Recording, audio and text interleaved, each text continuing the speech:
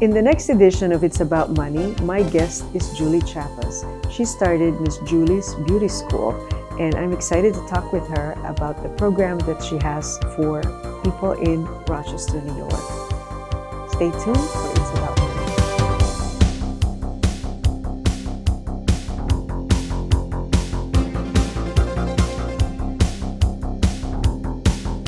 Hello and welcome to another edition of It's About Money. I'm Nannette Nocon and thank you for joining us.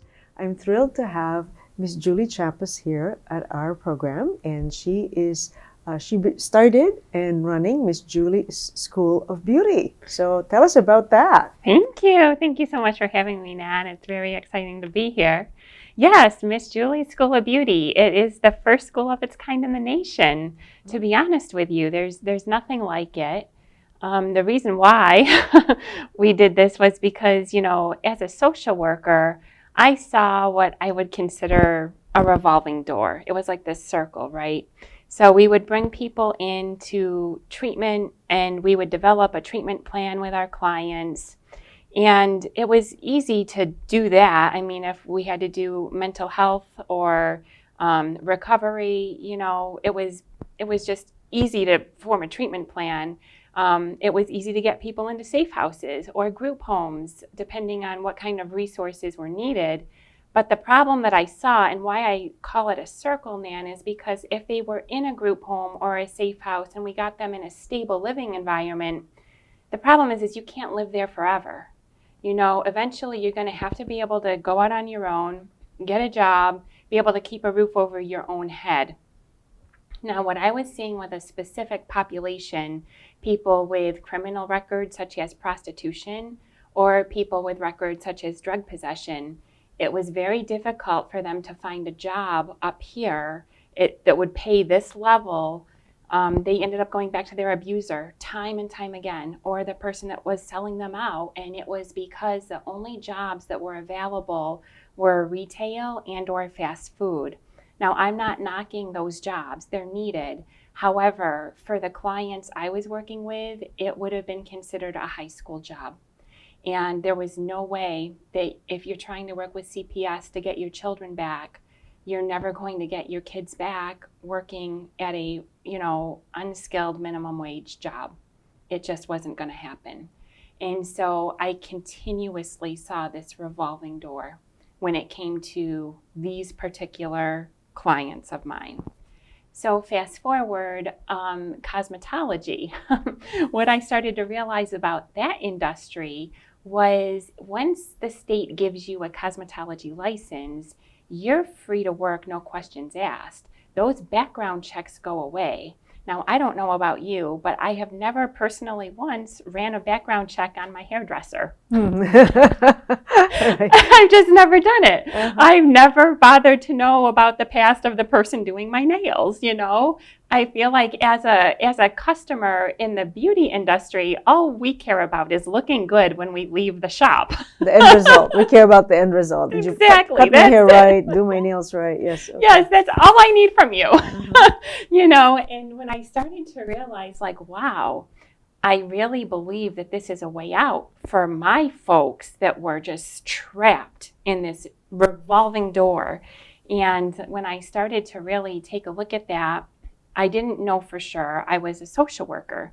So I went to cosmetology school myself. Mm-hmm. I went to Continental and I got my own personal license in cosmetology. And I felt like, let me see how much money can one make. I don't know. Mm-hmm. And coming from a social work side of things, I will tell you, it's a very lucrative career. I started, when I got my license, I opened up my own little shop. Uh-huh. It was called Miss Julie's Hair Studio, and I grew that to a little 5-star salon. Oh, wow. And I worked for 5 years behind the chair because I needed to find out, is this lucrative? What kind of money can I make?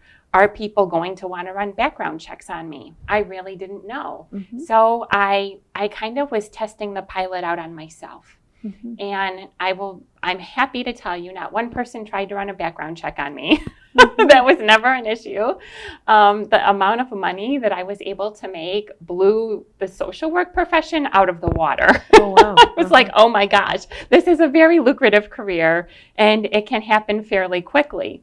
And so when I understood how this cosmetology license can really serve a group of people that I knew they're stuck in a system and the system is completely not working for them. You know, something has to give and something has to change. And I just happen to feel blessed to be in a position that my husband makes pretty good money. He's 100% supportive. So he allowed me to just kind of develop and hone Miss Julie's School of Beauty, making it the first school of its kind where we are therapeutic because of my social work. I had to pull the social work in, you know, and especially working with clients that have been trafficked and coming out of those kinds of human trafficking situations. They need supports. We have to be able to help people through their trauma and not re-traumatize them the way, you know, a lot of schools in our nation, at least where the cosmetology field is concerned, is they're run punitively. You know, it's a 1,000-hour program that you have to go through. And I would see things in some of the for-profit schools, which rightfully so, they're not set up to be therapeutic the way I am. They don't have the training that I have. So I understand it, but you know, if you would see a student that was maybe activated and what the teachers would consider acting up, they would be excused or dismissed from school and told, don't come back until you get your attitude right. And, you know, then they're missing all these hours that they can't really get that license unless they get all of their hours. And so I saw some very punitive measures put in place by cosmetology schools, but me being that social worker understood and knew that's not going to work for our clientele. We have to be able to help our clients through trauma. And so if I personally would see a triggering situation or a student that's being activated by something, I know as a social worker how to help somebody through that. And be able to keep them in school so they can continue to build their hours, but also give them the tools that they need to self-regulate. Wow, that's amazing. Thank you. It's like wonderful that you can see the big picture Yeah. to help them get out of the revolving door. Because unless you see the big picture, it's just kind of an ongoing trap, back all the time. Wow. Exactly. So if I picture your beauty school, you have women or men that sign up to get their haircut and all the other services for beauty. Is that right? So yeah, we will have a student clinic. We're not quite there yet. We still have some challenges with state ed about our finances. State ed would like to see 2 years of operating expenses in the bank before they allow me to open my doors. But we're halfway there. You know, we're in the appropriations process. We're working with the state and the federal on different grants. So I know that we're going to be open by 2025. It's just a matter of what money's going to come in first, because federal and state grants are kind of a waiting game. But you're exactly right. Once we start with our students, you know, they have to have 500 hours of theory and practice on a mannequin before we're allowed to put them on a human head. Sure, of course. That makes sense. That's a good thing. It's a good requirement. Nobody wants to be that guinea pig, right? Right. So, once they reach that 500-hour mark, then that's at the time we'll be able to open our salon, our student clinic, where we bring in the general population. They can, set an appointment to come get their hair done. And our students are literally working on their heads, of course, after they've mastered their mannequins first. Yes, that's great. So right now, how is the beauty school operating? Just teaching? So for right now, what we're doing is, because I wasn't allowed to start actually doing cosmetology with my students, that's just a New York State education issue. We'll set that over there on that table for right now. But, we knew that we had to help people, because when I was developing the school model, I knew from working with survivors that the survivors really need a program like this. Like, I knew that was an obvious need to me and to my soon-to-be students. However, what I didn't realize was how human traffickers were using the beauty industry. So what ended up happening is my husband was well, he still is, he's retiring soon, but he worked with Judge Larimer in the federal court system in Rochester on State Street, the federal building. And Judge Larimer in 2019 had a human trafficking case come through the door that my husband happened to be the one working on. And my husband came home and he said, Julie, I need you to be following this case because this is like a human trafficker. And he said, it's kind of heinous. And I'm like, okay, this is great. You know, he's right here in Rochester. Let me learn from him. So in the courtroom, he decided that he did not need a lawyer. He wanted to represent himself. This is all public record, Nannette. The man's name was Andre Barnes. And Andre was defending himself in the federal court. And he started saying things such as when he was being asked questions about how did he get the girls, first of all, to be able to exploit them. And he was talking about things like the abuse and the physicality of that. And what he started talking about was you never leave a bruise on a pretty face. You can't ever hit there. You have to hit on the scalp where the hair hides everything. And you have to understand, I'm listening to this as a social worker and a cosmetologist. I went to cosmetology school. Nobody once in school told me traffickers hit differently, right? And so as this man continued to talk, he was saying things like, you know, he would find the young girls that were just out on the street. He was looking for the vulnerabilities, the people that maybe didn't have good home lives, and he would pick them up young, like 14, 15 years old. And the next stop would be a salon because they can't look 14 or 15 years old. They need to look like they're 20. And so when he started talking about how he would give the girls even money to go to the salon to get their hair and nails done, it was because he wanted his customers happy with how his girls looked. And I don't truly know, Nannette, how he thought this was helping his case, but I will tell you, I was taking notes like crazy because I'm sitting here listening to this as both a social worker and a cosmetologist. And I felt like Andre was handing me like a whole training on a silver platter, you know? And it was, part of me wanted to like close my ears and not listen to him. But the other part of me was like, Julie, you have to listen to every word this man is telling you. He's educating you. And so we developed an entire course it started out for stylists, and it's called the Assessment and Intervention of Sex Trafficking through the lens of cosmetology. And the reason why we did that was because after me really watching this case and seeing how Andre was just, you know, divulging all of this information, I thought back to my time when I went to Continental School of Beauty, and I realized they never told us about human trafficking. They never talked about the traffickers and how they try to exploit the beauty industry. And I don't fault them. It's not them. I just don't think it's known. How is it going to be known unless you had an experience like I did, come face to face with a human trafficker? And so when I started to understand and realize, wow, stylists are actually on the front lines to be able to not only recognize these red flags, but as a social worker, I'm now able to teach stylists how do you connect people to the proper resources. So it really led me to develop a very intensive training program for already existing stylists in the field. And so what was meant for stylists, we started this education, but oh my gosh, Nana, it didn't take long for a crime analysis unit to come in, and they sat through the training and they were like, probation officers need to know this, Julie. And from there, it just kind of expanded into more social workers wanted to know, like, what is this work? You know, and so they started coming to the training, and it just became this like, everybody needs this information, Julie. My gosh, what you've put together is amazing. And I'm like, well, it is, but again, my core is always going to go back to the stylist because I don't know anybody that's going to be able to get close enough or have the proximity to be able to see the beatings and the scars on the scalp. Do you know what I mean? That's only a stylist. There's no other profession that has that kind of access And no to one, your physical body. sure, no one can say, let me check your head. Yeah.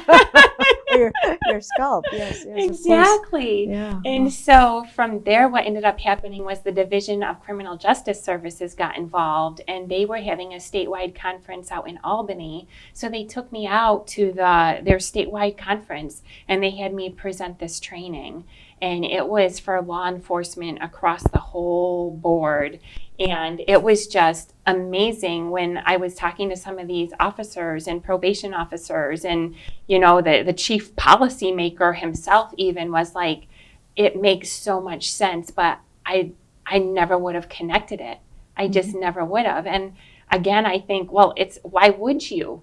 I was a social worker and a cosmetologist, and I just happened to see this amazing marriage between the two of them to be able to serve so many more people that right now are just falling under the radar.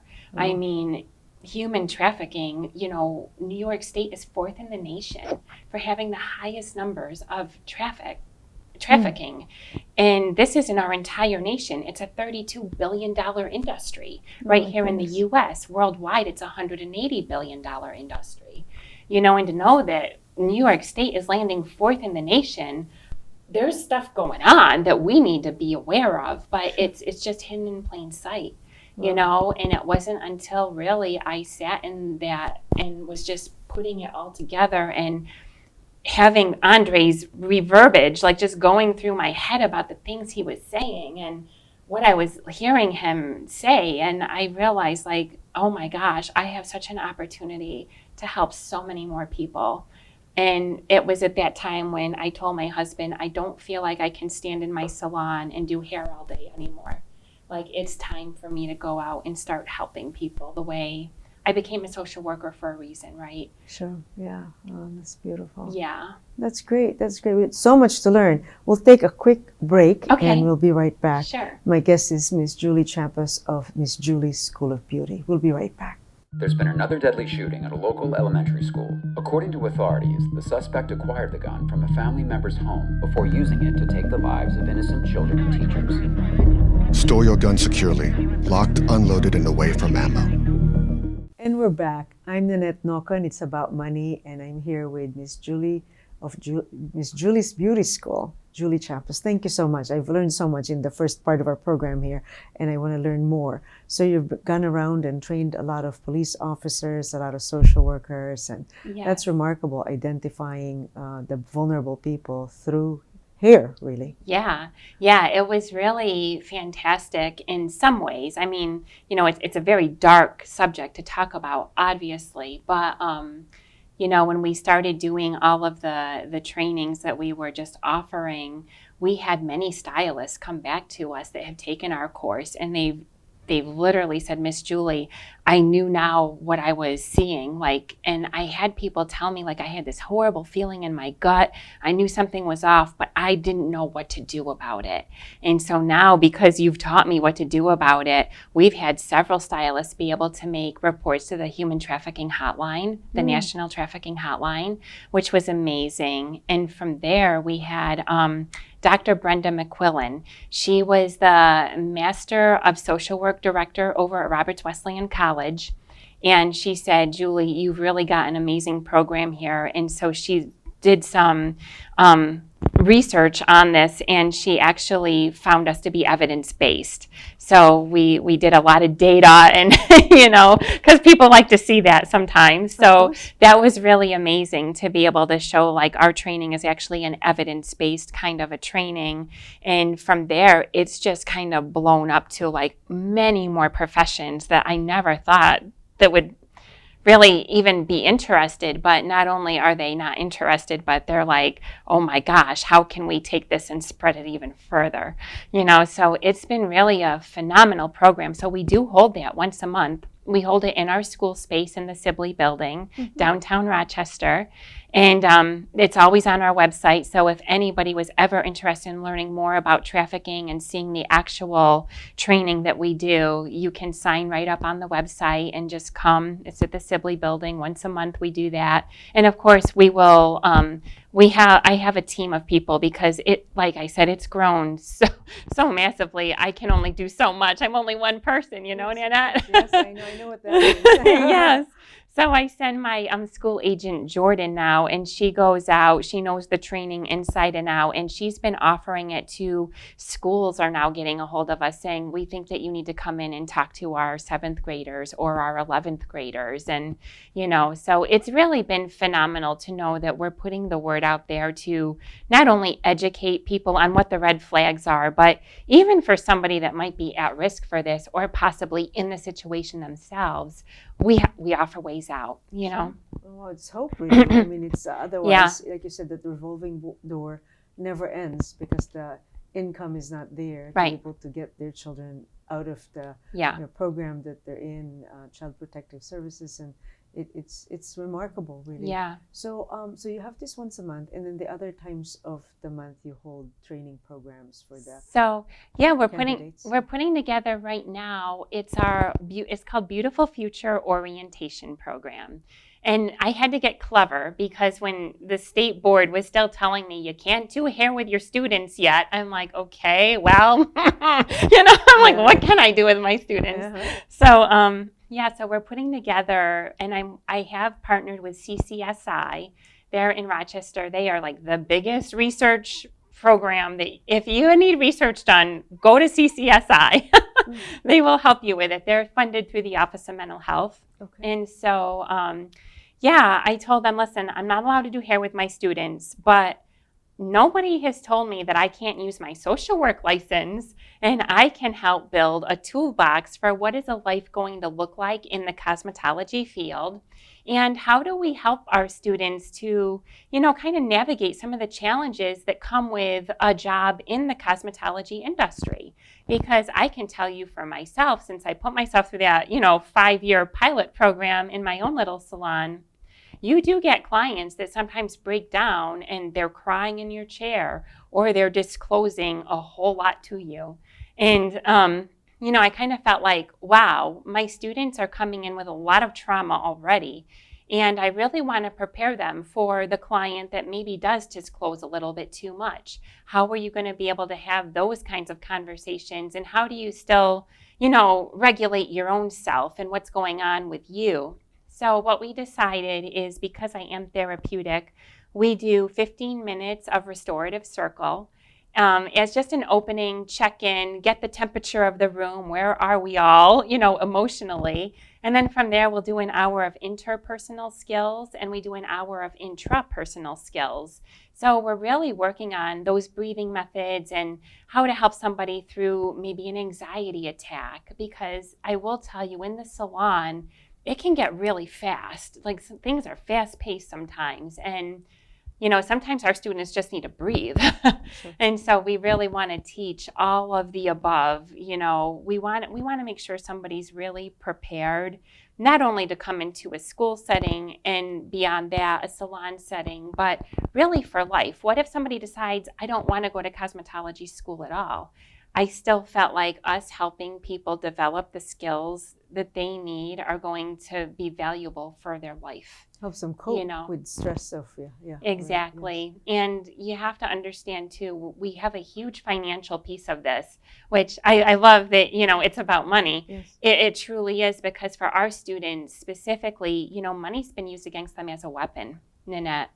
When you have an abuser that's telling you you don't come home without $1,500, or there's going to be some kind of severe beating, or something really bad is going to happen to you, it's been really difficult for a lot of my students that have been under those kinds of situations where they're tracked down and the money's ripped out of their hand or ripped out of their pocket, and they're expected to go do a lot of illegal activities to earn more money. And I can't think outside of human trafficking, I can't think of any other crime where the victim is stigmatized the way that they truly are when you're dealing with a trafficking situation, because it's the students that are being arrested for prostitution, but nobody's going after the guy that left all kinds of scars that I'm seeing every time I wash her hair. You know what I mean? It's really a heinous thing. Yeah. What can the general public do to help? And what you're doing is phenomenal. Yeah, thank But you. then, can a common person, nobody, like you said, it's only somebody who's a hairdresser who Yeah. can look at the hair, you know? I mean, Yeah. but the education you've given to a lot of hairdressers, for example, to call the hotline Yes. for Yeah. human trafficking is Yeah. a big deal. Yeah, I tell people all the time, please let your stylist, your hairdressers, your barbers know about our program. Please have them come, get this education. And it's even worthwhile for, other professions are coming in because they find it so valuable to take the training. And what we've done is I've connected with so many resources right in Rochester, New York. So we have like Angels of Mercy. If we see somebody coming in and they're dressed inappropriately, now in today's day and age, that can mean a lot of things. But what I truly mean is weather-wise. If it's the dead of winter, January in Rochester, right? We know we face some low temperatures. Sometimes the girls have nothing but a mini skirt and a tank top on. That's not the time to point your finger and laugh at them and go run behind the counter and tee-hee-hee. This is the time to understand something is very wrong. There's a reason why that woman does not have a coat on right now. Does she even own one? And so what we really wanted to do is partner with the agencies that can take care of emergency shelter, emergency beds, emergency clothing, food, hot food. There's a woman named Ann Loria. She goes out, she's got her little food truck, and she will trek those streets, Lyle, Otis area, Avenue A, D. You see the girls just out because they have nowhere else to go. And sometimes, these girls are dependent on the Johns to feed them. Now, a John is a purchaser of a sex act. That's just the name that they're given when it comes to human trafficking. So the Johns are the buyers of sex. And a lot of the girls are completely dependent on the Johns to give them food or buy them food, and sometimes that doesn't happen. So we get people that haven't eaten for 3 or 4 days. And so Ann Loria is literally keeping these people alive with her little food truck, going all over the place to find the girls, just to give them a hot meal, pray with them, help them get connected to some of the resources that we offer in our training as well. Oh, wow. Yeah. It's like amazing. Yeah. Make me cry. I can't Yeah. do this program. It's a goodness of the souls of people like you and her. Yeah. And lots of other organizations to hook up with. Yeah. I truly wish we had lots of time to talk about this. So I think what I'd like to do is have you come back and be a Okay. guest in 6 months. And Absolutely. see, by then, hopefully, the girls that are going through the program are Yeah. able to cut hair and earn a living. Yeah, absolutely. Yes, that's the goal. That is our end goal. Yeah. So the girls that take the classes, will take the classes. Do they have a scholarship? Is there a So financial aid? we obviously don't charge our students. They'll be see. coming in free of charge I see. for me to help them get their license. Now, the thing that I had to do was our students come to us on referral only. And sadly, it's just because anybody could pick up the phone and say, hey, I've been trafficked. I need to come to your school for free. Got it. Maybe they have, maybe they haven't. So I need to really make sure, because when we open, we have to prove our pilot program of 10 students. And I need to make sure that those 10 students actually need our program. I get questions all the time, and it's not a deal breaker for me, but I do get asked questions about domestic violence women, and will I bring in domestic violence women into the program? And I always go back to, it depends, because there can be overlap between domestic violence and human trafficking. Sure. There can be, but really it's that criminal record component that makes my students that have been human trafficked, it makes it impossible for them to go to any other cosmetology school. Where somebody that's a survivor of domestic violence, they may not have a criminal record, and therefore they can go to Continental or Empire. There's schools out there that they can attend. Gotcha. So I don't want to put it as a dividing line, but truly I'm here to serve the people that have no way of getting a student loan. Because when you have a criminal record, you can't get a student loan. Got So it. they Yes. can't go to any cosmetology school right now. And that's why we see this revolving door of them going back to their trafficker, because there's no way out for them. Got it. This has been so helpful. I wish we had more time, but I Yeah. want to thank you, Ms. Julie Chapas. Thank You you. are God sent. Thank Thank you, our viewers, for watching the show. I'm emotional hearing all these things. Until next time, I'm Nannette Nocon. My guest is Ms. Julie Chapas of Ms. Julie's Beauty School. Until next time.